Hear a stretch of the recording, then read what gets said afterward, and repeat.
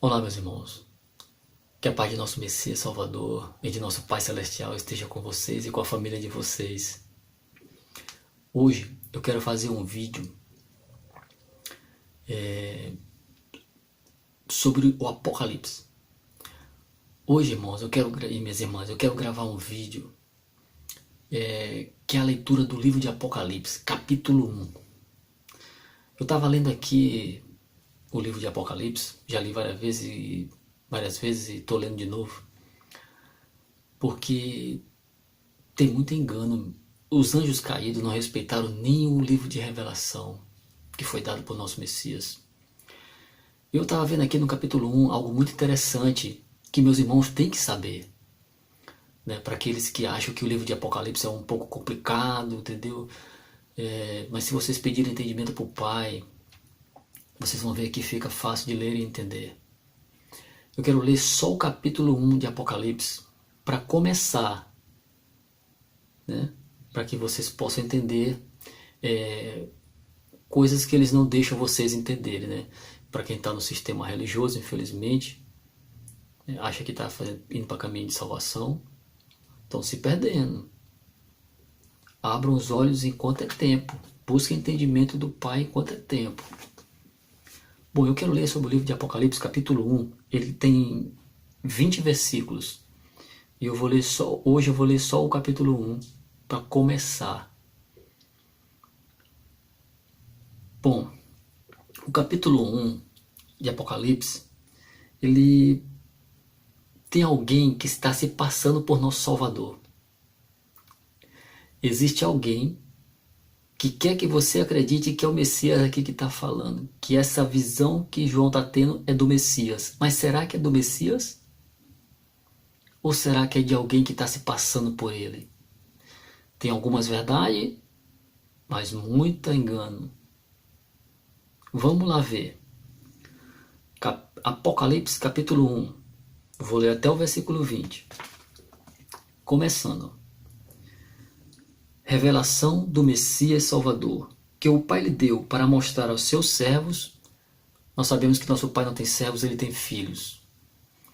Então o correto de ler é revelação do Messias Salvador, que o Pai lhe deu para mostrar aos seus filhos as coisas que em breve devem acontecer, e que ele, enviando por intermédio de um anjo, notificou ao seu servo João, mas nós sabemos que é filho João, o qual atestou a palavra do Pai e o testemunho do Messias quanto a tudo o que viu. Bem-aventurados aqueles que leem e aqueles que ouvem a palavra da profecia e guardam as coisas nelas escritas, pois o tempo está próximo, muito próximo, meus irmãos, muito mesmo. Aí um outro cabeçalho aqui, ó, dedicatória às 7 igrejas da Ásia. João, às 7 igrejas que se encontram na Ásia, graça e paz a vós outros da parte daquele que é, que era e que há de vir. Prestem bem atenção.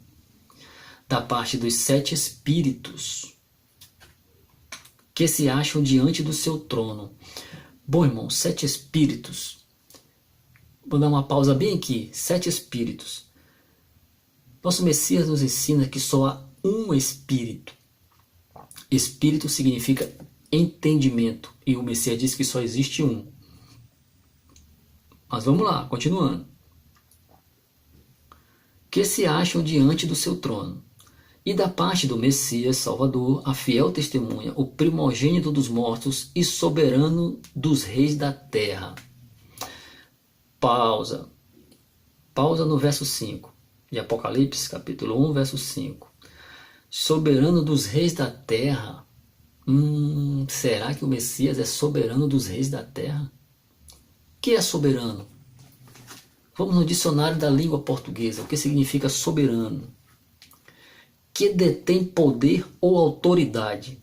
Supremo, absoluto, arrogante, altivo, todo-poderoso, poder, grandeza, força. Será que o Messias é soberano dos reis da terra? Eu conheço um soberano dos reis da terra. o impostor que tomou o lugar do Messias. Mas vamos lá, vamos continuar lendo. Aquele que nos ama e pelo seu sangue nos libertou dos nossos pecados. Aqui já fala do Messias, né, que foi o sacrifício verdadeiro. Deus derramou o seu sangue por amor a nós, para nos dar a oportunidade de salvação, para a gente poder ir para casa. E nos constituiu reinos e sacerdotes. Outra coisa. Será que o Messias nos constituiu reinos e sacerdotes? Reinos, sacerdotes para o seu Deus e Pai? Para o seu Pai? A Ele a glória e o domínio pelos séculos dos séculos. Tacaram aqui um amém, que dizem que é assim seja, mas não tem nada a ver com assim seja, amém, né? Amém quer dizer louvado seja Zeus, seja feita a vontade de Zeus. Bom, bem no verso 6, que diz, e nos constitui o reino sacerdotes. O que é sacerdotes? O que significa sacerdote? Mediador entre o pai e seus filhos. Moisés se declarava, por exemplo, Moisés se declarava mediador entre Deus e o povo, né? E o Messias diz que só existe um sacerdote, um mediador. Irmãos, existem várias passagens, minhas irmãs, meus irmãos, minhas irmãs, existem várias passagens na Bíblia que avisam que só tem um mediador. Só existe um. O Messias. Mas vamos lá, continuando lendo. Verso 6, Apocalipse 1, verso 6. E nos constituiu reinos, sacerdotes, né? Mas nós sabemos que o Messias, só ele é sacerdote. E a ele a glória e o domínio, pelos séculos dos séculos, assim seja. Eis que vem com as nuvens dos céus, e todo olho o verá, até quantos os transpassaram. E todas as tribos da terra se lamentarão sobre eles, certamente. Isso aqui já procede do Messias, já procede do Pai. Porque todo olho vai ver, até quantos os transpassaram. Certamente, como está escrito. Aí já diz aqui, eu sou o alfa e o ômega, o princípio e o fim, diz o Senhor. Aquele que é, que era e que há de vir, todo-poderoso. Será que aqui também já procede do Pai, do Messias? Continuando. Agora, irmão, no verso 9, tem Bíblias que tem um cabeçalhozinho, umas frases em cima, né, como a minha aqui tem. A visão do Messias glorificado. Vamos ver se essa visão que João está tendo, será que é do Messias glorificado mesmo? Será que João estava vendo o Messias glorificado mesmo? Vamos ver se é o Messias glorificado que João estava vendo. Colocaram aqui que João estava vendo o Messias glorificado. Vamos ver se era o Messias mesmo. Eu, João, irmão vosso e companheiro, na tribulação, no reino e na perseverança, em Messias, achei-me na ilha chamada Patmos, por causa da palavra do Pai e o do testemunho do Messias. Achei-me em espírito, em entendimento, porque tudo que ele via, ele entendia.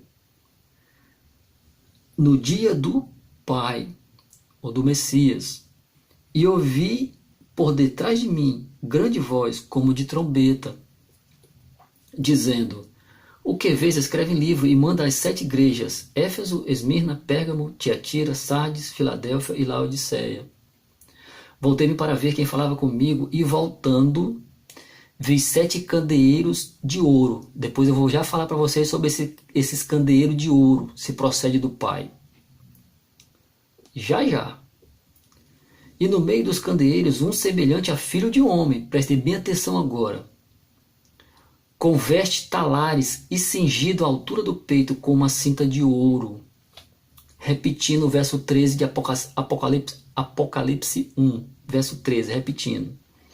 E no meio dos candeeiros, um semelhante a filho do homem, com vestes talares e cingido à altura do peito com uma cinta de ouro. Vestes talares. Vamos ver o que é vestes talares. Talares vem de talar. Está no dicionário. Leia, meus irmãos, busquem. Vem de talar. No dicionário informal. Disse do que desce até o calcanhar.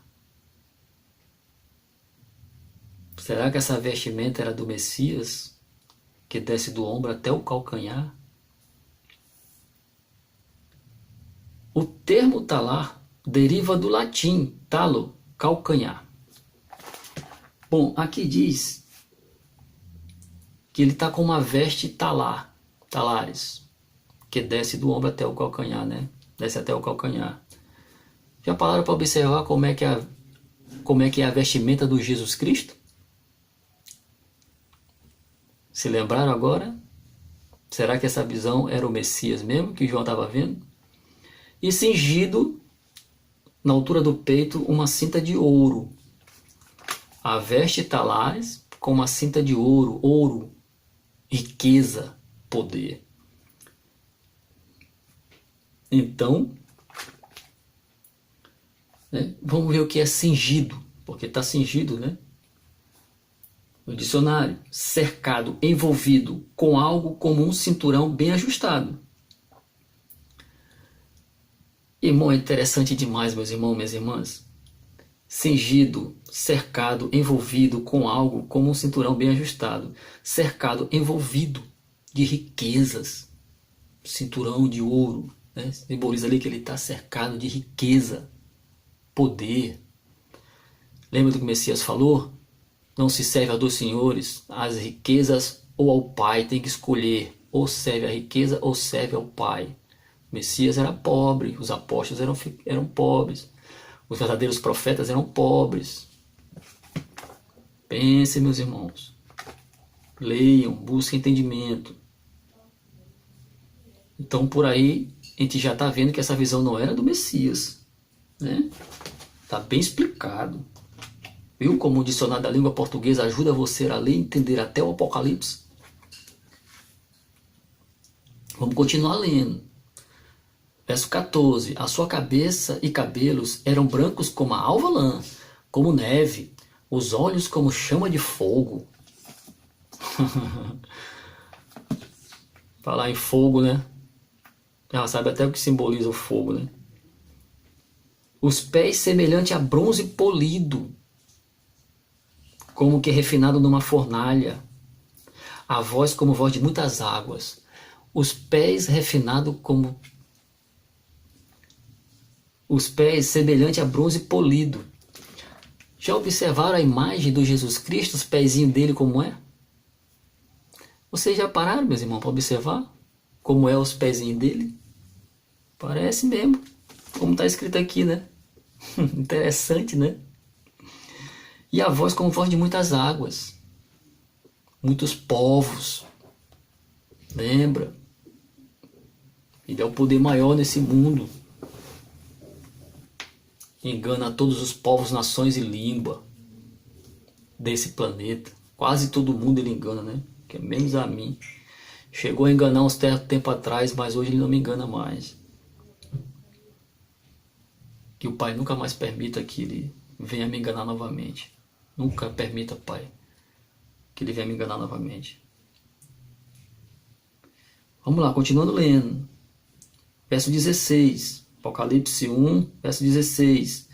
Tinha na mão direita 7 estrelas, e da sua boca saía-lhe uma afiada espada de 2 gumes.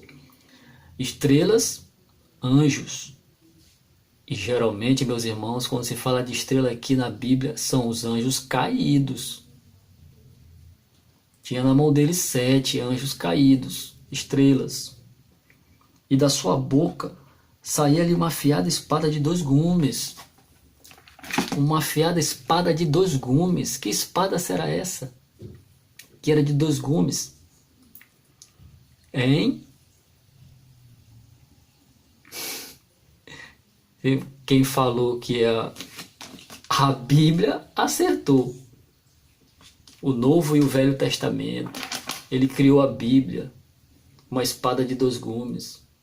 Espada, biblicamente falando, é o Evangelho. O Novo e o Velho Testamento aqui, ó, a Bíblia que ele criou. Tudo adulterado. Você tem que peneirar para poder ler e entender. Porque ele bagunçou tudo para confundir a mente do ser humano. fez o livrinho dele. Israel não tinha o livro dele, a Torá, tinha, não tem a Torá. Israel, Satanás, mesmo Moisés, né? Quando Azazel usou o corpo de Pompei para invadir Jerusalém, passou 3 meses com seu exército rodeando Jerusalém, cercou, e depois de 3 meses invadiu Jerusalém. E quando invadiu Jerusalém, o último lugar que ele invadiu foi lá no templo de Israel. Invadiu o templo, foi lá no santuário do templo e encontrou um livro lá em cima. E ele ficou lendo e olhou e fechou o livro e ficou maquinando. Assista um filme que fala, o nome do filme é Evangelho, Rei dos Reis. Logo no começo você vai ver mais na frente um pouquinho. Ele, Pompeio, Azazel usando o corpo dele, invadindo Jerusalém e o templo. E ele fica ali parado olhando. Poxa, se Israel domina uma nação com esse livro, eu também vou querer vou fazer um para mim, dominar o resto do mundo. E ali ele já tinha dominado uma parte, ele queria dominar o restante. E criou a espada de 2 gumes.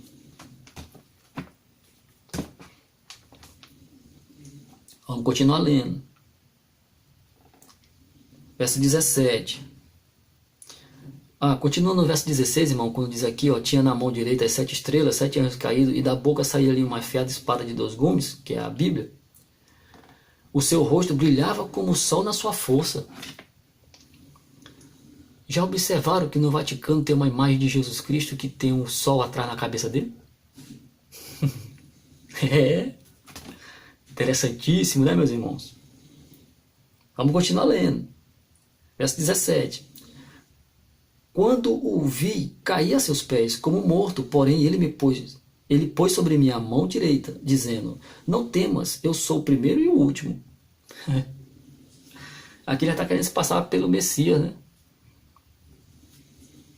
Ele foi o primeiro mesmo, vai ser o último mesmo. E aquele que vive, estive morto, mas eis que estou vivo pelo século dos séculos, e tenho as chaves da morte e do inferno. Ele tem a chave da morte e do inferno, meus irmãos. Da morte que vai para dentro do lago de fogo. A morte, que papai, só existe essa morte, a morte eterna. E do inferno, sepultura. Essa matança que ele faz com as pessoas aí. Tem através de batalhas, através de doenças, inimizades, botando as pessoas para brigar umas com as outras, intrigas, e acaba gerando morte, indo para a sepultura. Verso 19. Escreve, pois, as coisas que viste, e as que são, e as que hão de acontecer depois destas, quanto ao mistério das 7 estrelas que vistes na minha mão direita, e aos 7 candeeiros de ouro. As 7 estrelas são os anjos. Está vendo? Das 7 igrejas. E os 7 candeeiros são as 7 igrejas. Lembrando que igrejas são pessoas. Os 7 candeeiros de ouro e as 7 estrelas são os anjos. E os 7 candeeiros são as 7 igrejas. Será que não era 7 anjos caídos no corpo de 7 pessoas? Pense, meus irmãos. Por isso que eu estava ali falando que, quando eu disse que eu ia falar para vocês sobre esses candeeiros de ouro que não procede do Pai, irmãos. Se vocês continuarem assistindo o filme Evangelho, Rei dos Reis, depois de ver Pompei indo lá e invadindo... Quando Pompei entra para invadir o santuário do templo de Israel, Satanás, né? Dá um pause no vídeo quando vocês verem uma pirâmide com 7 candeeiros de ouro em chamas. 7 candeeiros de ouro em chamas. Na hora que ele invade o santuário, que ele vai entrando, você dá um pause no vídeo e vê lá a pirâmide deles, o símbolo deles, com os 7 candeeiros.